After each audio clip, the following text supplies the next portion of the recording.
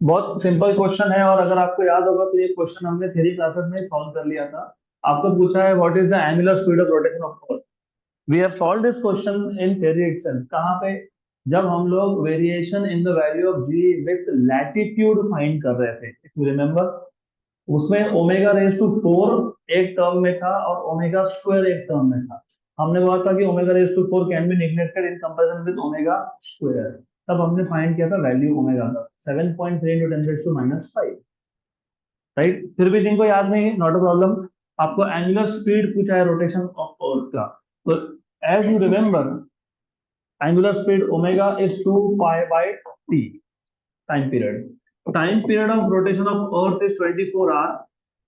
each hour has 60 minutes, each minute has 60 seconds। तो ये आता है 2 पाई अपॉन 86,400। तो 2 पाई अपॉन 86,400 जब करोगे तो 7.3 इंटू 10⁻⁵ वैल्यू आती है रेडियन पर सेकेंड, रेडियन पर सेकेंड में। तो ये क्वेश्चन क्यों है? ये क्वेश्चन इसके लिए है कि आपको ओमेगा की वैल्यू याद रहे, and you should not waste your time in exams for calculating this value. तो सिर्फ याद रखने के लिए 7.3 into 10⁻⁵। So there is no need to write this solution, value याद रखना। तो what is angular speed of rotation of earth? 7.3 into 10⁻⁵, या फिर 7 इंटू 10⁻⁵ चलता है। Next question, the gravitational field intensity at a point 10,000 kilometre from the centre of earth is 4.8 newton per kilogram. The gravitational potential at that point is. अब ये gravitational field intensity मतलब क्या होता है वो भी समझ लो। तो अगर आपको याद होगा, हमने इलेक्ट्रोस्टैटिक्स और ग्रेविटेशन, इसके चार चार फॉर्मूला कंपेयर किए थे। सबसे पहला फॉर्मूला था फोर्स का। इलेक्ट्रोस्टैटिक में फोर्स का फॉर्मूला और ग्रेविटेशन में फोर्स का फॉर्मूला। तो if you remember, in electrostatics force is proportional to Q1 Q2 by R square. Constant में लिख नहीं रहा हूँ, कांस्टेंट 1/4πε0 होता है, तुमको पता होना चाहिए। यहाँ पे M1 M2 by R square, constant is capital G. उसके बाद इफ यू रिमेंबर, हम इलेक्ट्रोस्टैटिक्स में इलेक्ट्रिक फील्ड डिफाइन करते हैं, याद है क्या? 1/4πε0 Q by R square, Q by R square. Similarly gravitation में भी वैसा होता है। ये Q कौन था? ये सोर्स चार्ज था। कौन था ये? सोर्स चार्ज था, मतलब जिस चार्ज का फील्ड है वो। सिमिलरली ग्रेविटेशन में भी ऐसा होता है, mass upon R square into G. उसको क्या बोलते हो? Gravitational field intensity. तो जैसे इलेक्ट्रिक फील्ड इंटेंसिटी का फॉर्मूला है, वैसे ही ग्रेविटेशनल फील्ड इंटेंसिटी का फॉर्मूला है। Source charge, source mass, distance square, distance square, constant 1/4πε0, यहाँ पे कांस्टेंट है जी। फिर अगर आपको याद होगा, पोटेंशियल एनर्जी का फॉर्मूला हमने देखा था, याद है?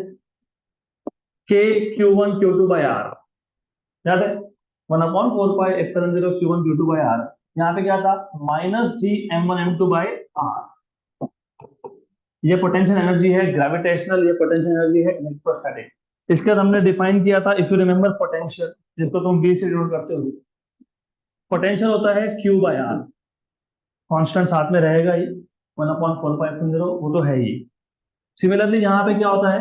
m by R, correct, with constant g and minus sign, -Gm/r।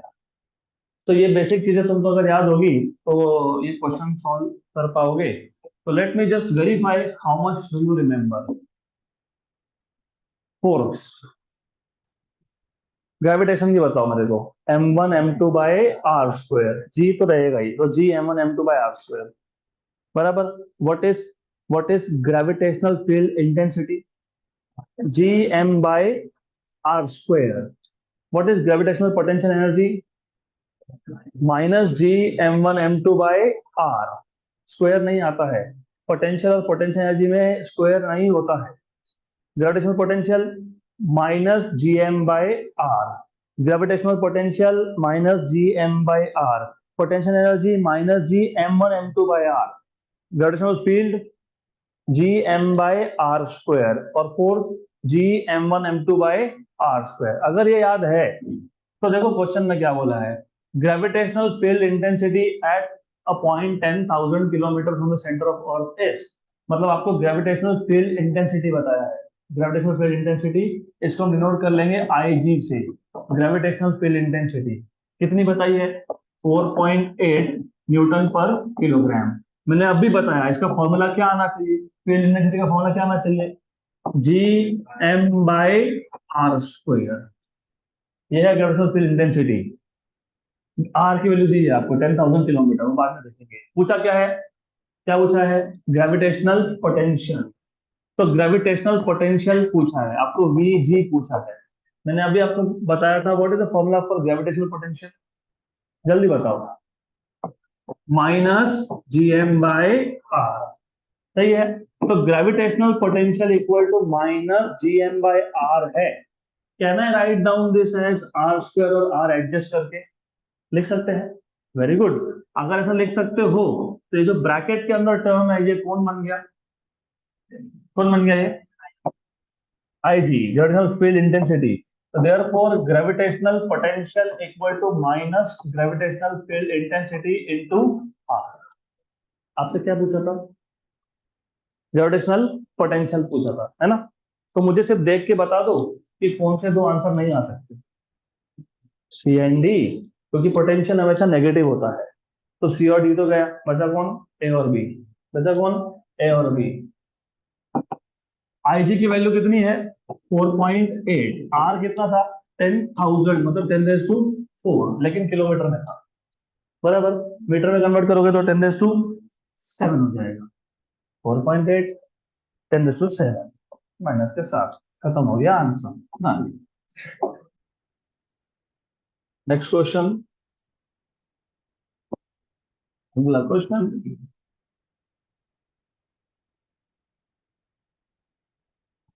ये क्वेश्चन भी आपने इलेक्ट्रोस्टैटिक्स में सॉल्व करके रखा है।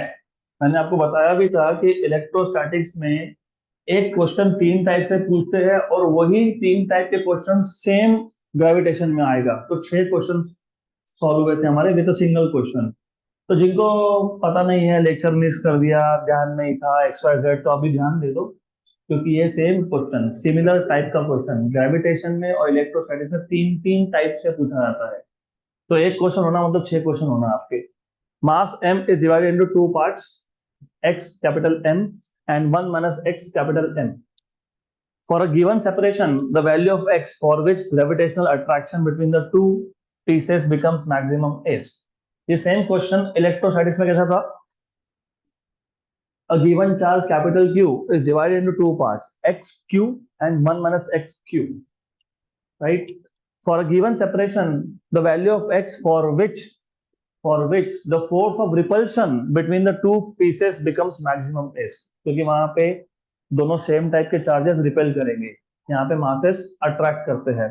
तो मैंने इसके 2 मेथड्स बताए थे, मैं वापस 2 मेथड बता देता हूँ।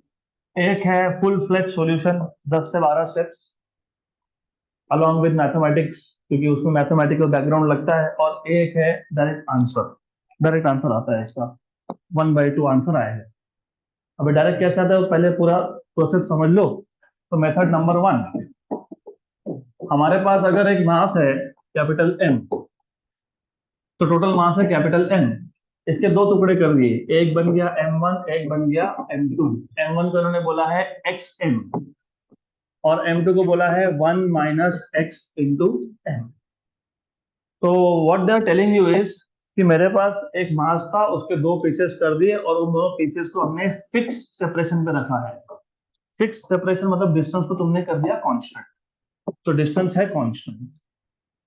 ये है M1, ये है M2, डिस्टेंस इज R।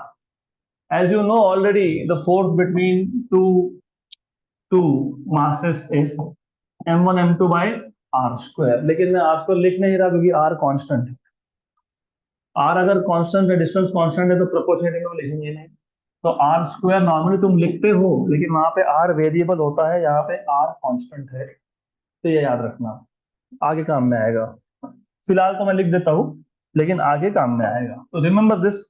तो फोर्स क्या होता है, फोर्स होता है F equal to G m1 m2 by R square. उन्होंने बोला है कि फॉर अ गिवन सेपरेशन, मतलब एक फिक्स डिस्टेंस के लिए फोर्स मैक्सिमम होना चाहिए। अब जब तुम फोर्स मैक्सिमम की बात करते हो तो थोड़ा सा पहले मैथमेटिक्स पता होना चाहिए। फिर let us look at mathematical point of view. फिलहाल मैं सिर्फ y और x प्लॉट कर रहा हूँ, I am just plotting y and x। मेरे पास अगर एक ऐसा फंक्शन है, और ये बेसिकली पैराबोलिक फंक्शन है, तो बताना चाहिए इस फंक्शन के मैक्सिमम वैल्यू पे, मतलब यहाँ पे अगर मैं एक टेंजेंट ड्रॉ करूँ, तो what is the slope of this tangent? Zero. क्यों? क्योंकि any line parallel to X axis slope is zero. तो किसी भी फंक्शन, और ये मैथ्स में आपको 12th में काम में आएगा, इसके लिए अभी से सीख लो, 12th में लगने ही वाला है तुमको मैथ्स में। तो किसी भी फंक्शन का मैक्सिमम पॉइंट पे स्लोप होता है जीरो। सिर्फ वहां पे नहीं, मिनिमम पे भी जीरो होता है। तो यहाँ पे भी जीरो होता है वो, क्योंकि again the tangent if you draw at the minimum point the it is parallel to X axis, तो स्लोप इज जीरो। तो याद रखना, फंक्शन के मिनिमा या मैक्सिमा पे what is tangent, what is tangent, what is slope of tangent? Zero. Tangent मतलब slope of tangent zero. तो मैं एक काम करता हूँ, ये जो y था ना, y की जगह पे फोर्स प्लॉट कर दिया। अब एक छोटा सा प्रॉब्लम ये हो गया, हमारे पास वेरिएबल तीन थे, फोर्स m1 m2। अब बोलोगे m1 m2 दोनों कैसे वेरिएबल हुए? लॉजिकली सोचो, मेरे पास 10 किलोग्राम का अगर मास है, 10 kg, मैं 1 kg को सेपरेट कर रहा हूँ तो बचा कितना? 9। 2 को कर रहा हूँ तो बचा कितना? 8। मतलब मैंने एक को चेंज किया तो दूसरा भी क्या हो गया? चेंज हो गया। मेरे पास एक्सिस दो थे, वेरिएबल तीन थे, एक था फोर्स, एक था m1, एक था m2। तो मैंने y एक्सिस पे तो फोर्स को प्लॉट कर दिया, बचा x एक्सिस। अभी क्वेश्चन आ गया, फिर क्या प्लॉट करेंगे m1 की m2? तो एक काम करेंगे, as you can see already, ये जो टोटल मास था ना, it can be written as m1 plus m2। तो what is m2? What is m2? m2 will be m minus m1। तो एक काम करेंगे, जो इक्वेशन है ना, इस इक्वेशन में ऐसा लिख देंगे, f equal to G m1, m2 को क्या लिख लोगे? क्या लिखोगे? m minus m1 upon. हो गया प्रॉब्लम सॉल्व। प्रॉब्लम क्या था? दो वेरिएबल थे, एक्सेस एक बचा था, तो हमने क्या किया, m2 को ही हटा दिया, क्योंकि अभी कैपिटल M तो कांस्टेंट है ना, टोटल मास तो कांस्टेंट था। तो यहाँ पे मैं क्या प्लॉट कर लूंगा अब? m1 बराबर। और मैंने आपको अभी बताया, अभी आपने पूछा और आपने करेक्टली भी बोला कि what is the slope of tangent at maximum zero? What is slope? dy by dx, ऐसे लिखते हो ना स्लोप को, dy by dx, y2 minus y1 upon x2 minus x1 tan theta, सब स्लोप है ये। तो dy by dx is zero. तो at maximum what is zero? dy by dx। लेकिन तुमने y पे क्या प्लॉट किया है? फोर्स। x पे क्या प्लॉट किया है? m1। ये क्या आ जाएगा? जीरो। तो हम डेरिवेटिव ऑफ फोर्स लेंगे with respect to m1। What is force का फॉर्मूला? क्या है? g m1 capital M minus m1 upon R square equal to zero. g और आर स्क्वायर कांस्टेंट है, कांस्टेंट को निकाल लेते हैं बाहर। तो derivative with respect to m1 into capital M minus m1 square equal to zero. ये वहां पे शिफ्ट कर दो, जीरो कर दो, तो क्या बचा? क्या बचा? Derivative with respect to m1, किसका derivative? m1 into capital M minus second term का डेरिवेटिव। सेकेंड टर्म क्या था? m1 square equal to zero. Capital M क्या है? कांस्टेंट है, कांस्टेंट है ना, कांस्टेंट डेरिवेटिव के बाहर। तो कांस्टेंट बाहर आ गया, क्या बचा? dm1 बाय dm1 वन हो जाएगा। What is derivative of m1 square? 2m1, 2m1 equal to zero. dm1 cancel, तो capital M minus 2m1 equal to zero. तो कैपिटल M कितना आ गया? 2m1। तो m1 कितना आ गया? What is m1? m by two. लेकिन उन्होंने बोला क्या है? उन्होंने बोला है m1 की वैल्यू क्या है? xm, ऐसा बोला है ना? बोला है। तो कंपेयर करके बताओ x की वैल्यू क्या होनी चाहिए? हाफ। वही तो बोला मैंने, हाफ। ये था मेथड नंबर 1। अब खुद गिन लो तुम, 1 2 3 4 5, 6 7 8 9 10 11, कम से कम 12 स्टेप तो लगने ही वाले हैं। We don't have that much of time, और ऐसे टाइप के क्वेश्चन में टाइम हमने वेस्ट करना भी नहीं चाहिए। I just tell you logically ये क्वेश्चन सॉल्व कैसे होता है, चाहे वो चार्जेस के लिए हो या फिर वो मासेस के लिए हो। Think logically. क्या कर सकते हो आप, टोटल मास ले लिया एम, इसके दो टुकड़े कर दिए m1 एंड m2। डिस्टेंस क्या था, कांस्टेंट था। मतलब फोर्स प्योरली किस पे डिपेंड करेगा, प्रोडक्ट ऑफ मासेस पे। तो एक काम करेंगे, force force m1 m2, m1 m2 और force, take take value of any mass. Total mass का जो वैल्यू तुमको पसंद है वो ले लेना, ऑड मत लेना बस। ऑड लोगे तो फिर थोड़ा सा यहाँ पे कैलकुलेशन में प्रॉब्लम हो। Take any even number you want. चलो मान लेते हैं 8 किलोग्राम। अगर मेरे पास एक मास 8 किलोग्राम का है, मैं उसको टुकड़े कर रहा हूँ, सपोज पहले का 1 kg कर लिया तो बचा कितना, 7, बराबर। Force is proportional to m1 into m2, what is product, 7।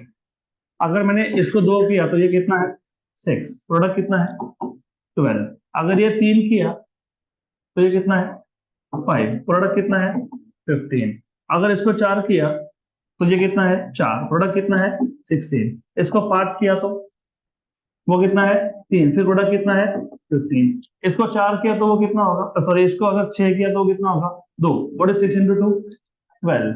तो do you see when is the force maximum, when is the force maximum, when m1 and m2 both have same value। लेकिन कितना value, total का आधा। Total कितना लिया था हमने example के लिए, 8। m1 कितना आया, 4, m2 कितना आया, 4। तो फोर्स मैक्सिमम कब होगा, when m1 and m2 both are equal to m/2। तो m1 भी m/2, लेकिन m1 क्या बोला था m1, xm, तो क्या आएगी x की वैल्यू, 1/2। और m2 क्या बोला है, 1 minus X into capital M, ऐसा ही बोला है ना।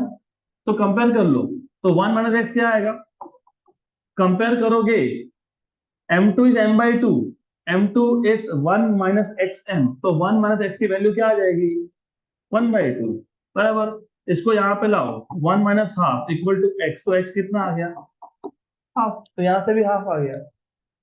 तो ऐसे टाइप के क्वेश्चंस को सॉल्व करने में do not waste your time. इसके आगे से अगर एक मास को दो मासेस में स्प्लिट कर रहे हो, एक चार्ज को दो चार्जेस में स्प्लिट कर रहे हो, और डिस्टेंस फिक्स रख रहे हो, कैसे समझा, बोला है ना, फॉर अ गिवन सेपरेशन मतलब डिस्टेंस इज फिक्स। तो फोर्स मैक्सिमम कब होगा, for for for equal divisions, बराबर। तो अगर 10 किलोग्राम का मास होता तो 5 and 5, 20 होता तो 10 and 10, 100 होता तो 50 and 50, done. Let us move to the next question. अगला question, acceleration due to gravity on moon is 1/6 of due to earth। तो मून के सरफेस पे acceleration due to gravity is 1/6 of acceleration due to gravity of earth। if the ratio of densities of earth and moon, ratio of densities of earth उल्टा लिख दिया, इसको density of earth को रो ही बोलना चाहिए था, इधर रो एम बोलना चाहिए था, ठीक है। if the ratio of density of earth and moon is 5/3, then the radius of moon rm in terms of re will be, simple question है। तो अगेन वन इंपॉर्टेंट थिंग, बहुत सारे स्टूडेंट्स का प्रॉब्लम है कि क्वेश्चन ही नहीं समझ में आता। How many of you are facing this problem कि क्वेश्चन ही नहीं समझ में आता है, tell me honestly, I tell you the trick to, okay good. तो फर्स्ट ऑफ ऑल फिजिक्स से क्वेश्चन समझने के लिए ना कॉन्सेप्ट पता होना चाहिए, that is the first thing. नहीं पता तो पहले उसको रिवाइज करो। नंबर 2, अगर तुमको पूरा क्वेश्चन नहीं समझ में आ रहा ना तो उसको बाय पीस इसको स्प्लिट कर लो, सेंटेंस बाय सेंटेंस समझो। Acceleration due to gravity on moon is 1/6 of earth। Acceleration due to gravity on moon is 1/6 of earth, ऐसा बोला है। मतलब तुम्हारे पास g का इंफॉर्मेशन है। if the ratio of density of earth and moon, ratio of density of earth and moon is 5/3, तो what is the radius of moon in terms of earth, मतलब find क्या करना है तुमको ultimately, radius of moon in terms of radius of earth. यहां तक समझ में आ गया? Then you have to think कि ऐसा कौन सा फॉर्मूला है जो इन तीनों को कनेक्ट करता हो, मतलब जी को, रो को और आर को। आपने डायरेक्टली ऐसा कोई फॉर्मूला डिराइव नहीं किया जो एक्शन ड्यू टू ग्रेविटी को डायरेक्टली डेंसिटी के साथ कनेक्ट करे, but what you have derived is G equal to G M by R square. कम से कम ये पता होना चाहिए। देखो उसमें दो पैरामीटर आ गए, एक जो पूछा है R और एक जो दिया है G। कम से कम ये तो हो गया। डेंसिटी नहीं है, डेंसिटी कहां से आएगा? मास से आएगा। तो G equal to G by R square, what is mass? Volume into density. Earth हो या मून हो, हम उसको क्या ट्रीट करते हैं? स्फीयर। तो ये क्या आ जाएगा? 4/3 पाई आर क्यूब रो। इसमें अब आर स्क्वायर और ये हो गया, जी कांस्टेंट था, यस। 4 कांस्टेंट है, यस। 3 कांस्टेंट है, यस। 5 कांस्टेंट है, यस। तो ये है कांस्टेंट। तो G is proportional to R rho. Clear? यहां तक आपको क्या पूछा है? Radius of moon in terms of radius of earth. एक काम करना, G M by G E, G M by G E will be equal to R M by R E और रो M by rho E. G was proportional to R and rho. So Gm by G is Rm by Re, rho m by rho e. What is Gm by Ge? कितना है? Gm upon G कितना है? 1/6, not 6, 1/6. Rm by Re पूछा है. What is rho m by rho e? 3/5. It is 3/5. It is 3/5. सही है? 5, 6, 3 18. So what is Rm by Re? 5/18. तो what is Rm? 5/18 Re। हो गया क्वेश्चन खत्म। तो 5/18 Re आंसर में होना ही चाहिए। होगा होगा होगा ऑप्शन नंबर ए। अगला question, this is a joke, very simple. यहां पे ध्यान दो। A spherical planet far out in space has a mass m0। एक प्लैनेट है, उसका मास m0 है and diameter is d0। A particle of mass m, small m, falling freely near the surface of this planet will experience an acceleration due to gravity which is equal to, what is acceleration due to gravity का formula?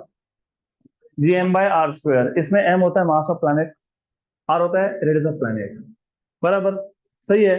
तो जो मास fall हो रहा है उसका parameter आता ही नहीं है। gm by r square, what is radius in terms of diameter? Radius is diameter upon 2। तो जी एम बाय रेडियस का स्क्वायर मतलब डायमीटर बाय 2 का स्क्वायर। तो G M by D square by 4। तो 4 कहां जाएगा? कहां जाएगा 4? न्यूमरेटर में। तो आंसर क्या आएगा? 4 G M by D square. तो है, सॉल्व क्या करना है? 4 G M by D square, खत्म हो गया, नथिंग टू सॉल्व। चलो आगे बढ़ते हैं, नेक्स्ट क्वेश्चन। कुछ सॉल्व नहीं करना है ये, nothing to solve here. Next question,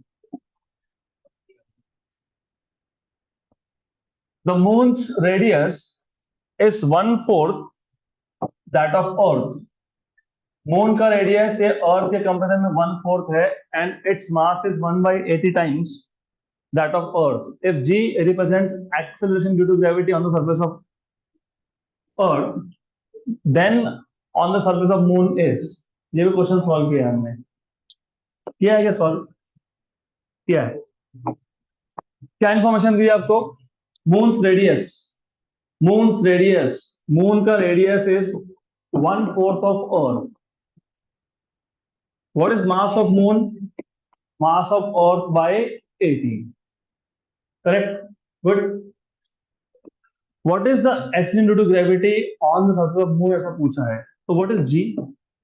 ji M by R square. तो G is proportional to M by R square. तो G M by G E is equal to, directly proportional किसको था? मास को। डायरेक्टली प्रोपोर्शनल किसको था? मास को। Inversely किसको था? रेडियस के स्क्वायर को। तो जीई तो यहाँ पे R E upon R M का square. What is mass of Earth upon mass of, sorry, mass of Moon upon mass of Earth? Mass of Moon upon mass of Earth, 1 by 80. What is RE by RN? RE by RN, 4. So 4 का square. What is 4 square? 16. What is 16 by 80? 1 by 5. So what is GM by GE? 1 by 5. So what is GM? G by 5. So G by 5. Option number B.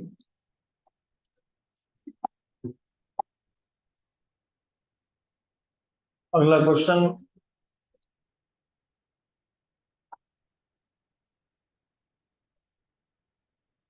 अगला question का answer तुम बताओगे.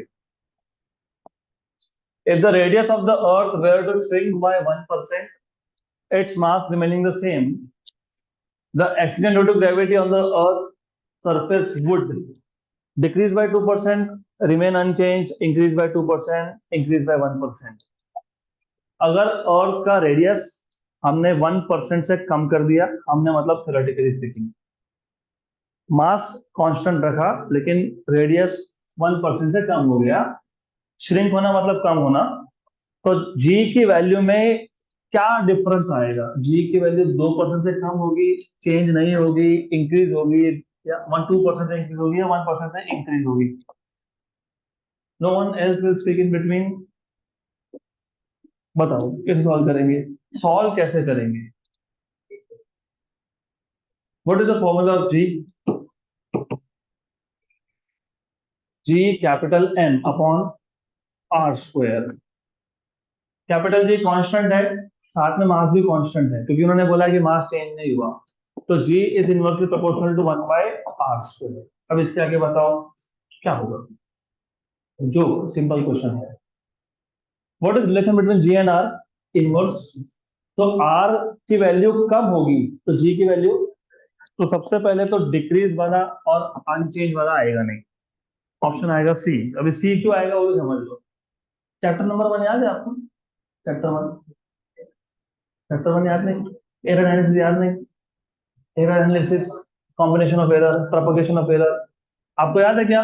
z equal to a raise to n upon b raise to m अगर हो तो हम लोग delta z by z equal to कैसे लिखते थे? n delta a by a plus m delta b by b, और अगर परसेंटेज में चाहिए तो मल्टीप्लाई बाय 100. ऐसा करते थे क्या? yes. और अगर मान लेते हैं कि a जो है ना, a ये कांस्टेंट क्वांटिटी है, क्या है ये? कांस्टेंट. तो कांस्टेंट कभी लिखते हो क्या उसमें? नहीं. तो कांस्टेंट नहीं लिखेंगे तो क्या आएगा? m delta b by b into 100. Even दो b रेशियो हम डिनोमिनेटर में था तो भी m को नेगेटिव में लिखते हैं, क्या लिखते हैं? पॉजिटिव. आ गया ध्यान में? अभी z की जगह पे g है, b की जगह पे r है, और m की जगह पे 2 है, तो बताओ फॉर्मूला क्या बनेगा? Delta g by g into 100 equal to 2 times of m. m multiply होता है तो 2 मल्टीप्लाई होगा, क्या लिखोगे? Delta R by R into 100. Delta R by R into 100 मतलब परसेंटेज चेंज इन रेडियस. कितना बोला है परसेंटेज चेंज इन रेडियस? कितना बोला है? कितना बोला है? 1. तो 2 इंटू 1 मतलब कितना परसेंट? 2%. हो गया, increases by 2%.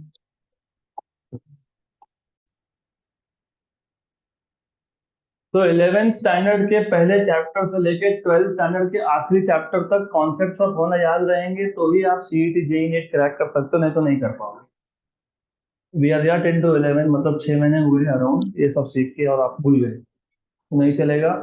You have to remember this basic basic things. और मैंने मास नहीं कंसिडर किया क्योंकि मास कांस्टेंट बोला है. अगर बोला होता कि मास भी चेंज हो रहा है तो एक टर्म ऐड होती, delta M by M into 100. अगला question, again randomly I'll ask anyone. The height of the point vertically above the Earth's surface at which acceleration due to gravity becomes 1% of its value at the surface. Height, ऐसे point का height बताओ जहां पे उस point पे g की value ये surface value के कंपैरिजन में सिर्फ 1% है. बराबर. तो the height of a point vertically above the earth surface at which acceleration due to gravity becomes 1% of surface value. बराबर। तो you you will tell me, yes you will tell me, यहाँ पे variation in the value of G के दो formulas थे, तो दोनों में से कौन सा यूज होगा और क्यों यूज होगा?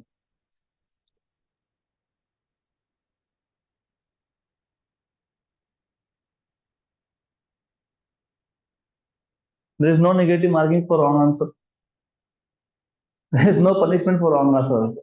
बताओ, this is how you learn, you make mistakes and you learn. So who can tell me which formula will you be using? 1 minus 2h by r या r upon r plus h square? r upon r plus h square, ऐसा क्यों? क्योंकि g की value सिर्फ 1% रह गई, 99% गई, तो हाइट बहुत ज्यादा होगा। तो first of all you need to understand कि उस अल्टीट्यूड पे gh की value is only 1% of g। 1% of g मतलब 1/100 होता है, और जी एच बाई जी की वैल्यू 1/100 आ गई, लेकिन जी एच बाई जी की वैल्यू क्या है? What is G H by G का फॉर्मूला? R upon R plus H square. तो you must know this, but G H by G is R upon R plus H square. अब अगर इसी question को मैं थोड़ा मॉडिफाई कर दूं, if I say for example the height of a point vertically above the earth surface at which action due to gravity decreases by 1%।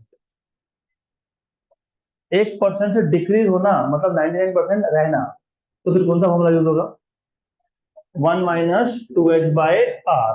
तो 1 और 2 अगर आप देखोगे ना, लेफ्ट हैंड साइड सेम है तो राइट हैंड साइड भी सेम होगा। तो फ्रॉम 1 और 2 you get r upon r plus h का square equal to 1/100। Taking square root लोगे तो r upon r plus h equal to कितना आ जाएगा? 1/10। स्क्वायर रूट लिया तो स्क्वायर गया, 100 का रूट कितना आता है? 10। इसको सॉल्व कर लो, सॉल्व कर लो इसको, कितना है h का वैल्यू? 9r, कितना आएगा? 9r, simple. तो just cross multiply, 10r equal to r plus h, तो h equal to 9r, 9r, option number B.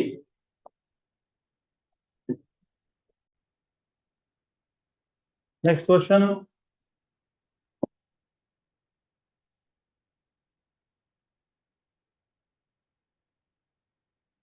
Next question. अब ये क्वेश्चन को सॉल्व करने के लिए दो तीन मेथड्स है, तो we'll go for the easiest one.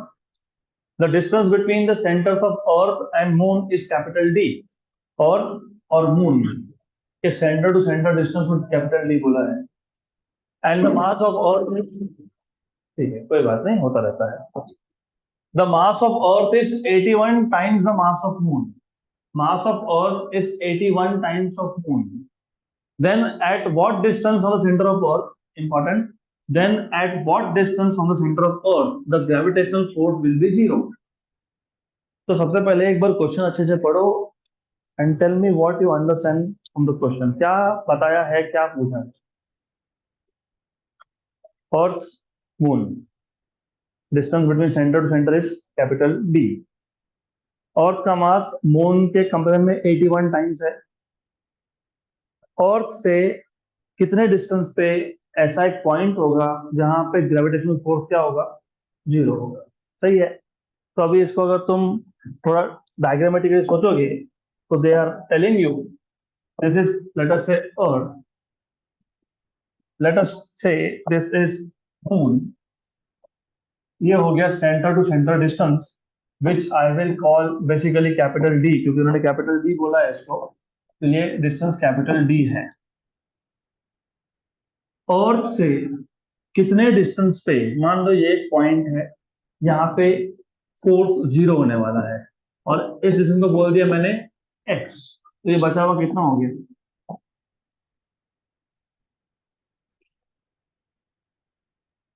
थोड़ा D minus x.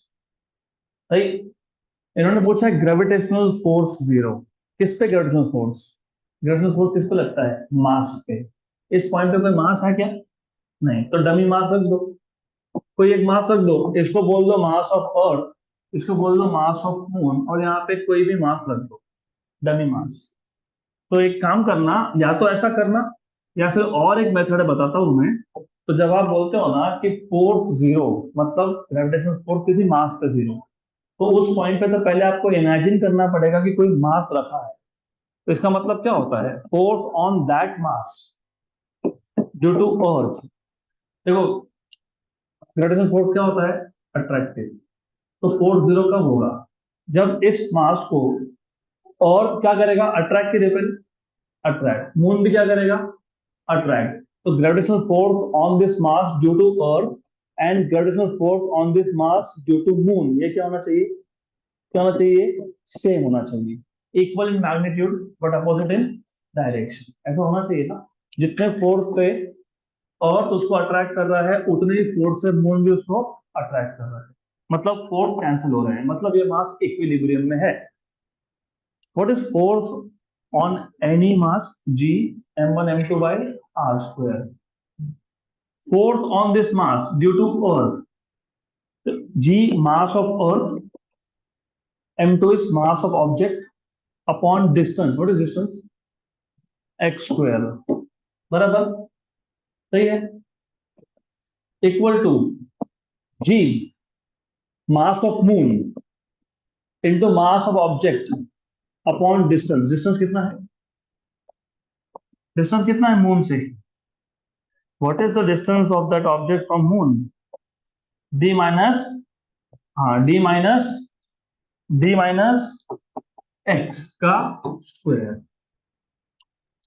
Small M क्या हो गया, कैंसल, सही है। What do you understand from this,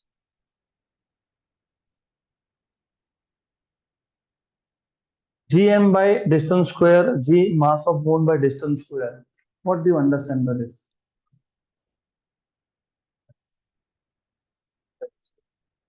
capital G भी कैंसिल होगा, वो तो ठीक है, that is okay, small G की value same, you can say small G की वैल्यू सेम बोल सकते हो, लेकिन और एक क्वांटिटी सेम है, दैट इज मोर इंपॉर्टेंट। वो जो चार फॉर्मूला बताए थे मैंने आपको, कौन से चार, force, field, potential energy and potential field, gravitational field, very good. तो अब याद रखना, इलेक्ट्रोस्टैटिक्स हो या ग्रेविटेशन हो, अगर एक पॉइंट पे फोर्स जीरो हो रहा है, मतलब उस पॉइंट पे एक ऑब्जेक्ट का ग्रेविटेशनल फील्ड और दूसरे ऑब्जेक्ट का ग्रेविटेशनल फील्ड क्या हो रहा है, सेम, कैंसिल हो रहा है मतलब। तो always remember, if the force on any mass at a point is zero, what does that mean, earth का पोटेंशियल या फिर अर्थ का ग्रेविटेशनल फील्ड, अर्थ का ग्रेविटेशनल फील्ड और मून का ग्रेविटेशनल फील्ड उस पॉइंट पे क्या हो गया, सेम हो गया।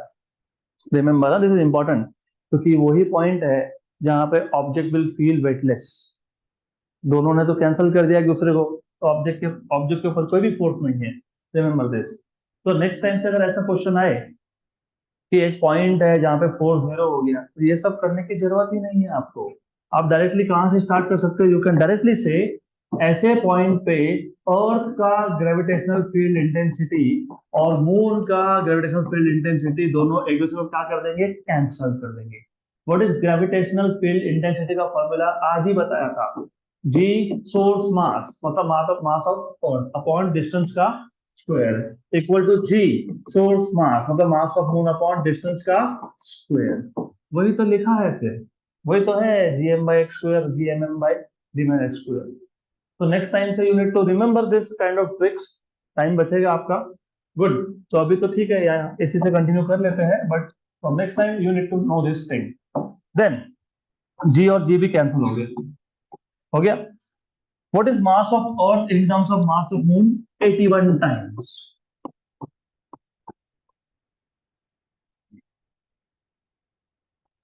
मास ऑफ मून कैंसिल, 81 मतलब 9 का स्क्वायर, नीचे भी स्क्वायर, राइट हैंड साइड में भी स्क्वायर, तो क्या करेंगे, क्या करेंगे, what will you do, what will you do, take X square root, तो 9 का रूट इज 81, एक्स स्क्वायर का root is X, 1 upon D minus X, तो 9d minus 9x equal to x, तो 9d इक्वल टू 10x, तो x equal to 9d/10, 9d/10 है क्या, दिख रहा है? थोड़ा सा ध्यान दो, एक minute. Be careful, answer correct है, नो प्रॉब्लम, लेकिन डिस्टेंस कहां से पूछा था? अर्थ से। और ये एक्स तुमने कहां से लिया? अर्थ से, इसके लिए करेक्ट है। अगर मून से पूछा होता तो d/10, अगर 9d/10 अर्थ है तो मून से कितना है? d/10। ओके, दिया नहीं unfortunately. Okay, done. Next question.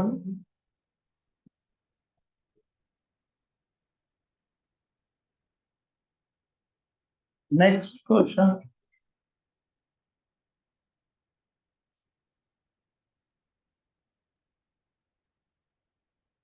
The depth at which effective value of acceleration due to gravity is g/4 is।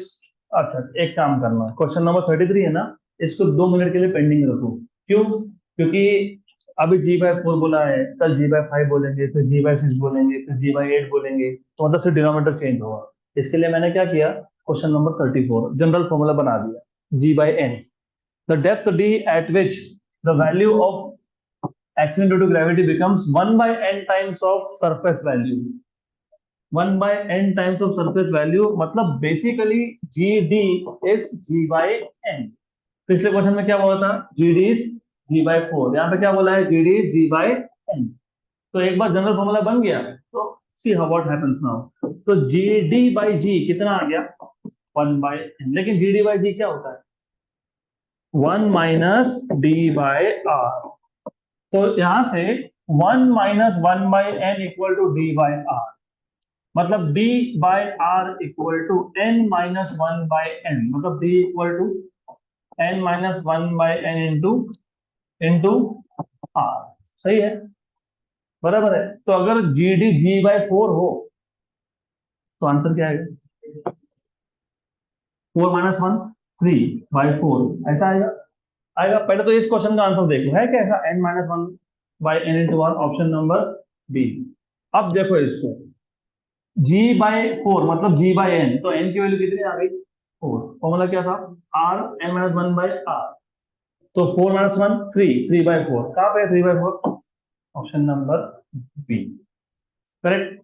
फिर भी आपको वेरीफाई करना है, तो फॉर योर सेटिस्फैक्शन, GD की वैल्यू यहाँ पे कितनी थी?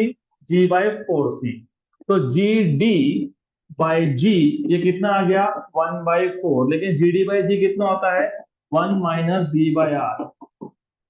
तो 1 - 1/4 इक्वल टू d/r, तो 3/4 इक्वल टू d/r, तो d = 3r/। ऐसा ही क्वेश्चन हमने पोटेंशियल एनर्जी के लिए भी करके रखा है, याद है? जब एक ऑब्जेक्ट को तुम और के सरफेस से एन आर पे लेके जाते हो, हाइट एन आर पे लेके जाते हो, याद आया क्या? नहीं याद आया?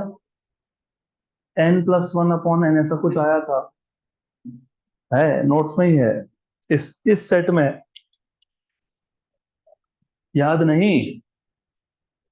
You must remember, you should remember. Question number 10, question number 10, उसमें चेंज इन पोटेंशियल एनर्जी था, है क्या वैसा एक फॉर्मूला? ओके, तो रिवाइज कर लेना खुद के लिए।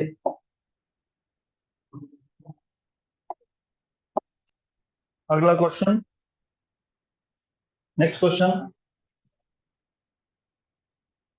ये बहुत इंपॉर्टेंट क्वेश्चन है, इसमें थोड़ा सा आपको मैथमेटिक्स भी लगेगा। और ये जो मैथमेटिक्स लगेगा ना, वो तुम 12th में ही सीखोगे। तो अभी बता देता हूँ, तो ध्यान दो उसका। इलेक्ट्रोस्टैटिक्स में भी यही सेम टाइप के क्वेश्चन आएंगे और आए हैं, और मैंने बताया है। वापस ग्रेविटेशन में आ गया वैसा, तो ध्यान दो यहाँ पे। Gravitational potential in region is given by, तो ग्रेविटेशनल पोटेंशियल दिया है v = 3x + 4y + 12z joule पर किलोग्राम। ऐसा ही इलेक्ट्रोस्टैटिक्स में था, the electrostatic potential in region is given by, same type of question था। The modulus of gravitational field, वहां पे पूछा था the modulus of electric field, या the value of electric field intensity, ऐसा पूछा था वहां पे। At x = 1, y = 0, z = 3s। तो सबसे पहले तुमको दिया क्या है और पूछा क्या है वो समझ लो अच्छे से। तुमको दिया हुआ है पोटेंशियल का फॉर्मूला, तुमसे पूछा है ग्रेविटेशनल फील्ड मतलब आई जी पूछा हुआ है।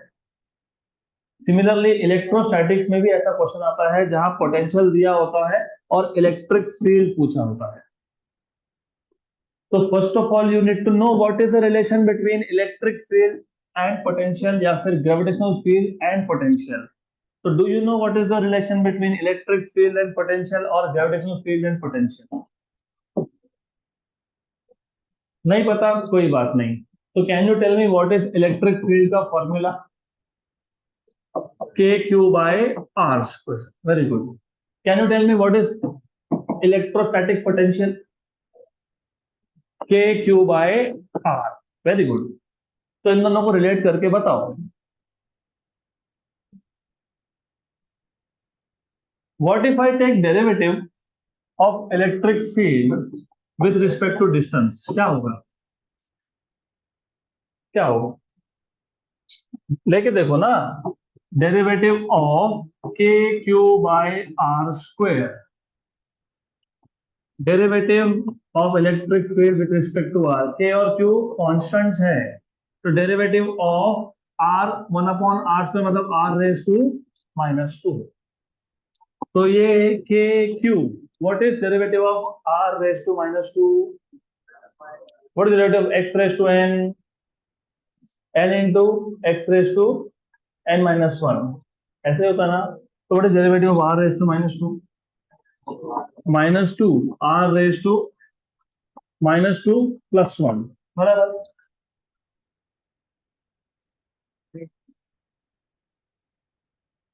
भूल गए? डेरिवेटिव के फॉर्मूला ही नहीं याद है तो कैसे होगा? चलो मैं थोड़ा सा अलग तरीके से पूछता हूँ, देखते हैं अभी याद आता है क्या। What is derivative of potential? चलो मैं और इजी कर देता हूँ। ऐसा करते रहना पड़ेगा हमको जब तक तुमको याद नहीं आए तब तक। सपोज ये पोटेंशियल है, मैं आर से मल्टीप्लाई डिवाइड कर देता हूँ। आर से मल्टीप्लाई डिवाइड कर दिया तो क्या आ गया? K Q by R square into, ये कौन है? कौन है ये? इलेक्ट्रिक फील्ड है, सही है। इलेक्ट्रिक फील्ड है तो वी क्या हो गया? E R. What is E? What is E? V by R. तो अभी याद रखना, it is not V by R, it is minus derivative of V by R. याद रखना आप। What is electric field? minus times of derivative of potential. What is electric field? Minus times of derivative of potential. What is electric field? Minus times of derivative of potential. What is electric field? Minus times of derivative of potential. What is gravitational field? What is gravitational field? Minus times of derivative of potential. सही है, याद रहेगा। What is gravitational field? Minus derivative of potential, बराबर। अब यहाँ पे potential सिर्फ x पे डिपेंड करता है क्या? नहीं, किस पे डिपेंड कर रहा है? एक्स वाई और जेड पे। हमने डेरिवेटिव क्या लिखा? With respect to, with respect to X. तो गड़बड़ नंबर 1, यहाँ पे पोटेंशियल 3 पैरामीटर पे डिपेंड करता है, हमने लिखा 1। गड़बड़ नंबर 2, गड़बड़ नंबर 2, पोटेंशियल होता है स्केलर, फील्ड होता है वेक्टर, तो तुम ऐसा लिख ही नहीं सकते हो। लेफ्ट हैंड साइड तुमने लिख दिया वेक्टर, राइट हैंड साइड तुम लिख रहे हो स्केलर, ऐसा नहीं होता है। तो ये दोनों को सॉल्व करने के लिए क्या करते हैं? सबसे पहले पोटेंशियल को अलग करते हैं। दूसरा, यहाँ पे derivative with respect to X की जगह पे हम लिखते हैं डेल्टा ऑपरेटर। डेल्टा ऑपरेटर ये क्या है बताता हूँ। और ऑपरेटर ये वेक्टर होता है, क्या लिखते हैं यहाँ पे? वेक्टर। तो अगली बार से याद रखना, what is gravitational field minus delta operator into potential. Very good, good. अभी डेल्टा ऑपरेटर क्या होता है वो भी समझ लो। डेल्टा ऑपरेटर होता है डाबा बी मतलब डाबा डाबा एक्स आई टैब। हाँ ये डब्बा डब्बा नहीं है, ये डाबा डाबा है। ये डाबा डाबा क्या है बताता हूं मैं, इसके लिए मैथ्स लगता है ना, मैथ्स लगता है, मैथ्स। मैथमेटिक्स थोड़ा ध्यान दो। अब ये डाबा डाबा के समझ लो पहले।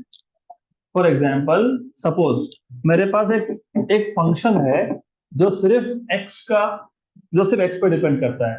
तो there is something which depend only on X. For example, Y equal to X square, it depends only on X. For example, you में है potential which depend only on X. तो जब मैं डेरिवेटिव लूंगा तो मैं क्या लिखूंगा, डीवी बाई डी एक्स। क्या लिखूंगा मैं, डीवी बाई डी एक्स। ये नोटेशन कब यूज करते हो, जब पोटेंशियल सिर्फ एक पे ही डिपेंड करता है, बराबर। लेकिन अगर पोटेंशियल दो क्वांटिटी पे डिपेंड कर रहा है, एक्स एंड वाई पे, और तुम डेरिवेटिव ले रहे हो सिर्फ with respect to X, potential depend किस पे करता था, एक्स और वाई। तुमने डेरिवेटिव लिया विद रिस्पेक्ट टू एक्स, तो तुम डी नहीं लिख सकते हो। क्यों, क्योंकि पोटेंशियल दो पे डिपेंड करता है, एक्स और वाई, और तुम डेरिवेटिव ले रहे हो विद रिस्पेक्ट टू एक्स। तो हम इसको लिखते हैं ड्याबा ड्याबा। तो ड्याबा का मतलब होता है पार्शियल डेरिवेटिव। क्या बोलते हैं इसको, it means that your function, in this case potential, depends on two parameter, but you are taking derivative only with respect to one parameter. तो जहां पे भी ये ड्याबा दिखे ना, ड्याबा मतलब पार्शियल डेरिवेटिव की बात होगी। और तुम देखो अच्छे से, v किस पे डिपेंड करता है, एक्स वाई और जेड पे। तुमने पहला डेरिवेटिव विद रिस्पेक्ट टू क्या लिया, एक्स।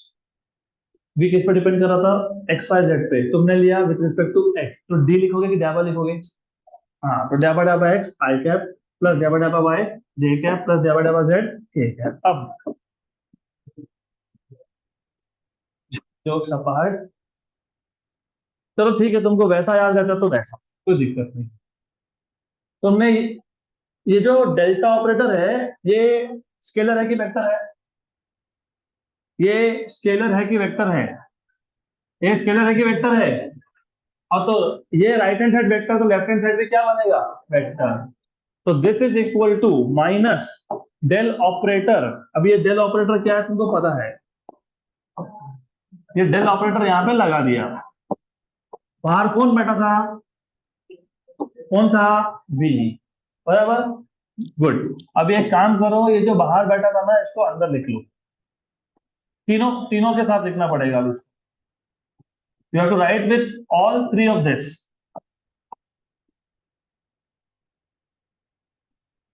करेक्ट। फिर एक एक करके तीनों के डेरिवेटिव निकालने पड़ेंगे। तो यहां पे derivative with respect to X, what is potential का फॉर्मूला क्या है, 3x plus 4y plus 12z। तुम डेरिवेटिव ले रहे हो with respect to x। What is derivative of 3x with respect to x, 3, क्योंकि 3 कांस्टेंट बाहर, dx dx cancel, 3। Derivative of 4y with respect to x is 0, क्योंकि यहाँ पे x नहीं है, मतलब ये कांस्टेंट बन गया। यहाँ पे भी x नहीं है, भी क्या हो गया, कांस्टेंट। तो what will be derivative of v with respect to y, क्या आएगा, 4 आएगा। Very good. Similarly what will be derivative of v with respect to z, 12, क्या आएगा, 12। Excellent, good. अब ये जो वैल्यू है ना, dv बाई डी एक्स, ये आया था कितना, 4। ये सारे वैल्यूज यहां सब्स्टिट्यूट करोगे, तो therefore intensity of gravitational field equal to minus डैबा वी डैबा एक्स, क्या था, 3, डब्बा डब्बा 3 आई कैप, उसके बाद क्या था 4 जे कैप, उसके बाद क्या था 12 के कैप। सही है, आ गया। आपको आपको पूछा क्या है, आपको पूछा है 1 0 और 3 पे, लेकिन ये तुम देख रहे हो आंसर किस फॉर्म में दिया, स्केलर के वेक्टर, स्केलर के वेक्टर, स्केलर। तो टेल मी वन थिंग, हमने एक वेक्टर बनाया था, if you remember, R bar equal to X I cap plus Y J cap plus Z K cap. What is the magnitude of this vector, कैसे find करते हो, under root of X square plus Y square plus Z square.